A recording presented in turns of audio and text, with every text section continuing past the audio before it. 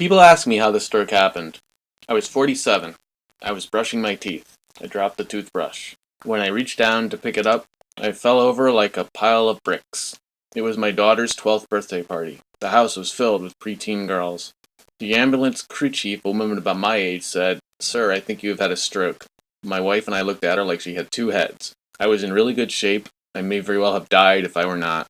After we got to Holy Name Hospital in town, I was transferred to Columbia Presbyterian. I had had an ischemic stroke in the right hemisphere, leaving my left side mostly paralyzed, and I had double pneumonia.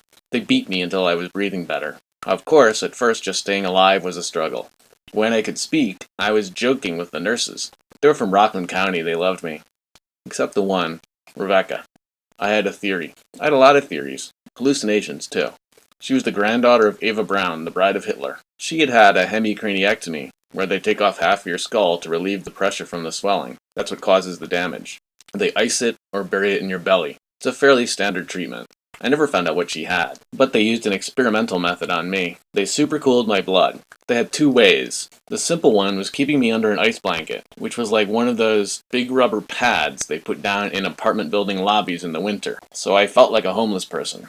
I will never be that cold again in my life. The second method was this machine that cooled my blood. They pumped the blood out, and then through this machine that supercooled it, and then pumped it back in. A lot more comfortable, but the gear kept breaking down. Then it was back to the ice blanket. There was this tech named Mario, and I was joking with him that his weekend hobby must be working on Formula One race car engines. I called him Mario Andretti. Years later, a friend on an ambulance corps told me that this method is often used now as soon as they pick someone up. So I am happy to have been a guinea pig. I was convinced I would recover in a matter of weeks. I thought I would walk out of the hospital, go down to 125th Street, sign up for disability, and go home. Wrong.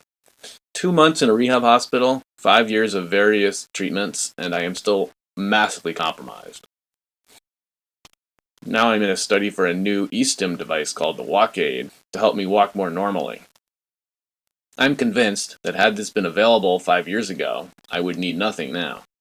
Electrical stimulation to move muscles is a proven method. Why can't I have a bodysuit, kind of like Spider-Man, instead of having to attach individual ones?